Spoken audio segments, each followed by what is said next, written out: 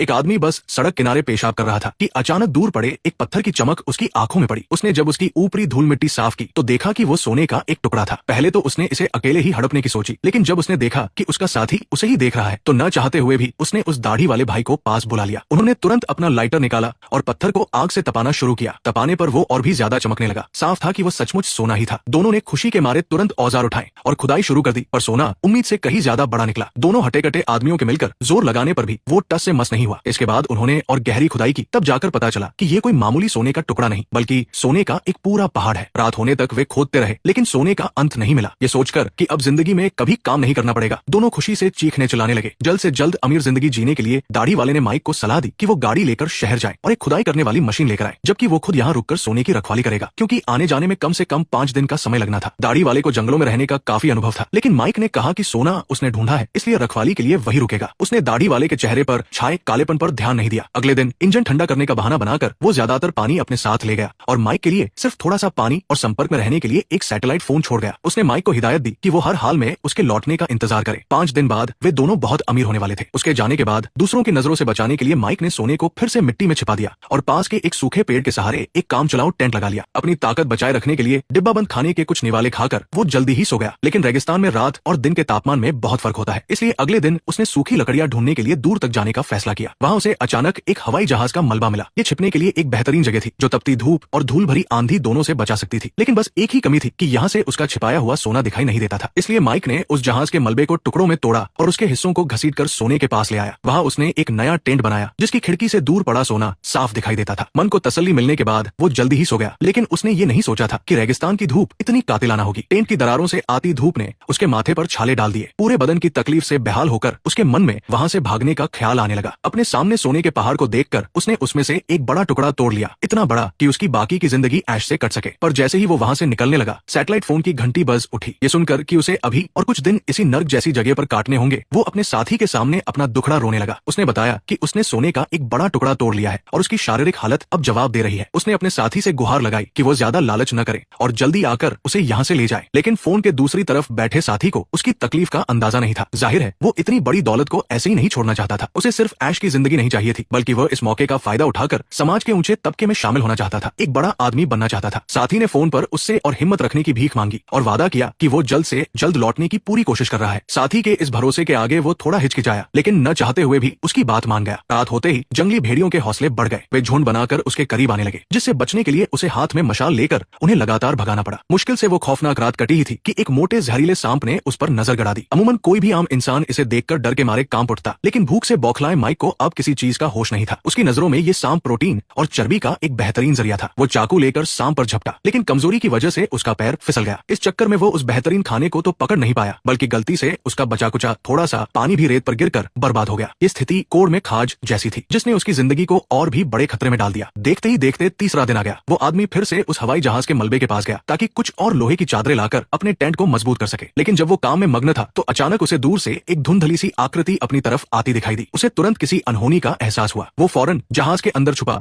और डर के मारे सोने के टुकड़े को अपनी छाती से भींच लिया। जब उसे यकीन हो गया कि आने वाले का कोई बुरा इरादा नहीं है, तब वो सहज होकर बाहर आया। आने वाली एक रहस्यमयी औरत थी। उसने पूछा कि वो इस सूनी और बंजर जगह पर क्या कर रहा है। सोने के राज को छुपाने के लिए उसने कोई जवाब नहीं दिया, पर उसे हैरान करते हुए उस औरत ने खुद आगे बढ़कर उसे सांप का मांस दिया ताकि उसकी ताकत लौट सके। उस औरत की इस अजनबी हमदर्दी को देखकर उसने शक के दायरे में आकर मना कर दिया। औरत ने भी ज्यादा जोर नहीं दिया और उसके सामने ही पानी की बोतल निकालकर घटाघट पानी पीने लगी। उस शांत रेगिस्तान में पानी के गिरने की आवाज बहुत लुभावनी लग रही थी और औरत का ऐसा करने का मकसद भी साफ था। वो पहले से ही पानी की कमी से जूझ रहे उस आदमी की प्यास को और भड़काना चाहती थी, क्योंकि उस औरत की छठी इंद्रिय कह रही थी कि ये आदमी जरूर कोई बड़ा राज छुपा रहा है। इसके बाद वो औरत लगातार उससे यहाँ रुकने की वजह पूछती रही, लेकिन वो सोने की बात उसे कैसे बताता। उसे टालमटोल करते देख औरत का शक यकीन में बदल गया और वो सीधे उसके टेंट की तरफ बढ़ने लगी। ये देख आदमी के हाथ पांव फूल गए। उसने यहाँ तक कह दिया कि वो जहाज का मलबा उस औरत के लिए छोड़ देगा, पर वो औरत मानने को तैयार नहीं थी। बातें खत्म होते होते आदमी के सब्र का बांध टूट गया। वो उस औरत पर किसी जंगली जानवर की तरह दहाड़ा और उसे फौरन वहां से दफा हो जाने को कहा, लेकिन इस गुस्से में उसने अपनी बची कुची ताकत भी खो दी। औरत ने इस मौके का फायदा उठाया और तेजी से उसके टेंट में घुसकर तलाशी लेने लगी। जब उसने देखा कि सोने का राज अब खुलने ही वाला है, तो उसने अपना आखिरी होश भी खो दिया। उसने पास पड़ा फावड़ा उठाया और बिना सोचे समझे औरत के सिर पर दे मारा। औरत वही ढेर हो गई। उसमें जिंदगी के कोई लक्षण नहीं बचे थे। प्यास से बेहाल आदमी को इस बात का कोई फर्क नहीं पड़ा। उसने औरत की पानी की बोतल उठाई और गले से लगा ली। कई घंटों बाद जाकर उसे लाश को ठिकाने लगाने की याद आई। उसने लाश को रेत में दफन कर दिया। इस वक्त तक पैसे के लालच ने उसके ज़मीर को पूरी तरह अंधा कर दिया था। अब उसके लिए इंसान की जान की कोई कीमत नहीं बची थी। रात होने पर वो हमेशा की तरह अलाव के पास बैठा उस चमकते सोने को देखता रहा। उसका मन अजीब कशमकश में था और दिमाग में बार बार एक ही सवाल घूम रहा था कि क्या सोने के एक टुकड़े के लिए ये सब करना जायज था। देखते देखते चौथा दिन आ गया। तभी सैटेलाइट फोन फिर बजा। उसने कांपते हाथों से फोन उठाया। उसके साथी ने खुशखबरी दी कि आखिरकार खुदाई वाली मशीन मिल गई है। लेकिन इससे पहले कि वो खुश होता, साथी ने बताया कि इंजन में कुछ खराबी आ गई है, इसलिए लौटने में कुछ दिन और लग जाएंगे। इस मोड़ पर उसकी मानसिक और शारीरिक क्षमता पूरी तरह टूट चुकी थी। ऊपर से किस्मत ने उसके सामने एक और बड़ी परीक्षा खड़ी कर दी। उसने देखा कि दूर से एक बस उसकी तरफ आ रही है। उसका दिल दहल गया और उसने तुरंत फोन काट दिया। वो चुपके से टेंट के पीछे छुपा और उसकी नजरें बार बार दूर जाती बस और पास पड़े सोने के बीच डोलती रही। उसके अंदर एक भीषण युद्ध चल रहा था, क्योंकि ये बचने का सबसे सुनहरा मौका था। बस एक आवाज लगाने पर वो सोने का एक हिस्सा लेकर इस नर्क से आजाद हो सकता था। लेकिन उस पल भर के असमंजस के बाद इंसान के लालच ने उसके दिमाग पर पूरा कब्जा कर लिया। उसने दांत भींचकर उस गाड़ी को दूर जाते देखा और इस तरह उसने खुद को बचाने का इकलौता मौका भी गवा दिया। मगर वो नहीं जानता था कि आगे जो होने वाला है वो इससे भी ज्यादा खौफनाक था। रात फिर से दस्तक देने वाली थी, इसलिए वो बाहर सूखी लकड़ियां बटोरने निकला। तभी उसने देखा कि क्षितिज पर एक पीली मिट्टी की दीवार खड़ी हो रही है। कोई शक नहीं था कि ये एक विशाल और भयानक रेतीला तूफान था जो तेजी से बढ़ रहा था। उसके चेहरे का रंग उड़ गया, क्योंकि कोई नहीं जानता था कि इतने बड़े तूफान का मंजर कितना खौफनाक होता है। उसने अपनी पूरी ताकत झोंककर खुद को उस लकड़ी के केबिन में बंद कर लिया। लेकिन कुदरत के कहर के आगे इंसान की औकात ही क्या थी। वो हवाई जहाज का मलबा उस तूफान की मार नहीं झेल पाया और पलक झपकते ही तिनके की तरह बिखर गया। वो आदमी सीधे उस तूफान के बीच आ गया, लेकिन इतनी जानलेवा स्थिति में भी वो सोने के उस टुकड़े को छोड़ने को तैयार नहीं था। आखिरकार तूफान ने आखिरी सूखे पेड़ को भी जड़ से उखाड़ फेंका, जो सीधा आकर उस पर गिरा। उसकी आंखों के आगे अंधेरा छा गया और वो बेहोश हो गया। न जाने कितना वक्त बीता। जब तूफान थमा तो वो एक असहनीय दर्द के साथ होश में आया। उसे अपने पेट में कुछ अजीब महसूस हुआ। नीचे देखा तो पाया कि एक नुकीली लकड़ी की टहनी उसके पेट के आर पार हो चुकी थी। मगर हैरान करने वाली बात यह थी कि उसने सबसे पहले अपने जख्म को नहीं संभाला, बल्कि दर्द से कराहते हुए ये देखने लगा कि उसका सोना वहां सुरक्षित है या नहीं। वो घिसटते हुए सोने के पास पहुंचा, रेत की मोटी परत को हटाया और जैसे ही उसे वो जानी पहचानी पीली चमक दिखी, उसकी जान में जान आई। उसकी नजरों में वो सोना किसी भी पेनकिलर से ज्यादा असरदार था। थोड़ा संभलने के बाद उसने एक खौफनाक फैसला लिया। उसने अपने दांत भींचे और उस नुकीली लकड़ी को अपने बदन से बाहर खींच निकाला। उस जानलेवा दर्द से वो बेहोश होने की कगार पर था और उसके पेट के घाव से खून की फव्वारे छूट रहे थे। इस रफ्तार से अगर खून बहता तो वो 1 घंटे के भीतर ही दम तोड़ देता। खुद को बचाने के लिए उसने एक खाली कैन का टुकड़ा लिया, उसे आग में लाल होने तक तपाया और एक गहरी सांस लेकर उस खौलते हुए लोहे को सीधे अपने जख्म पर दाग दिया। उसका मांस जलने की आवाज आने लगी और हवा में चमड़ी जलने की बदबू फैल गई। वो आदमी दर्द के मारे पागलों की तरह चीखने लगा। खैर, ये तरीका काम कर गया और खून बहना बंद हो गया, लेकिन ये सब करने में उसकी बची कुची आखिरी सांस भी निचोड़ चुकी थी। वो निढाल होकर जमीन पर गिर पड़ा और उसकी चेतना धुंधली होने लगी। अर्धमूर्छित अवस्था में उसे एक जाना पहचाना साया दिखाई दिया। अचरज की बात थी कि वही औरत जिसे उसने मार डाला था अचानक उसके सामने खड़ी थी। उसके हाथ में तीरकमान था जो सीधे उस आदमी पर तना हुआ था। वो समझ नहीं पा रहा था कि ये हकीकत है या उसका कोई भ्रम। तभी उस साये ने एक ऐसी बात कही जिसने उसके होश उड़ा दिए। दरअसल वो औरत कोई भूत नहीं, बल्कि कल मारी गई औरत की जुड़वा बहन थी। ये सुनकर उसने चैन की सांस ली कि चलो अच्छा हुआ कल ही लाश को जलाकर राख कर दिया था, वरना साथी के आने से पहले ये औरत ही उसे मार डालती। उसकी खुशकिस्मती थी कि वो औरत बिना कुछ कहे सुने वहां से चली गई। कुछ देर बाद जब उसकी आंख खुली तो उसने महसूस किया कि चारों तरफ तपिश है। उसने देखा कि उसके आसपास कई मशालें जल रही थी। साफ था कि ये मशालें वो औरत जाते जाते उसके लिए जला कर गई थी, ताकि जंगली भेड़िए और जानवर उसके करीब ना आ सके। ये देखकर उसके दिल में थोड़ी शर्मिंदगी महसूस हुई, लेकिन इस वक्त पछताने का नहीं, बल्कि अपने साथी से संपर्क करने का समय था। उसने सैटेलाइट फोन मिलाकर कॉल किया, लेकिन साथी ने फिर वही घिसी पिटी बात दोहराई कि वो बस पहुंचने ही वाला है और वो थोड़ी देर और हिम्मत रखे। लेकिन असल जिंदगी उसे और वक्त देने के मूड में नहीं थी। आसपास मंडरा रहे जंगली कुत्ते जो काफी समय से मौके की तलाश में थे, उसे इतना कमजोर देख भूख के मारे उस पर टूट पड़े। लंबे समय से पानी की कमी और भयंकर भूख के कारण उसके शरीर में मुकाबला करने की रत्ती भर भी ताकत नहीं बची थी। वो बेबस होकर खुद को उन भेड़ियों का निवाला बनते देखता रहा। कुछ ही पलों में वे भेड़िए उसे घसीटकर सोने के उस पहाड़ से दूर ले गए, लेकिन मौत के उस कगार पर भी उसकी आंखें लालच और हसरत से उसी सोने को निहार रही थी। उसकी आंखों में पछतावा और अधूरापन साफ झलक रहा था। और ठीक इसी मोड़ पर कहानी में सबसे बड़ा ट्विस्ट आता है। जिस वक्त कुत्ते उस आदमी की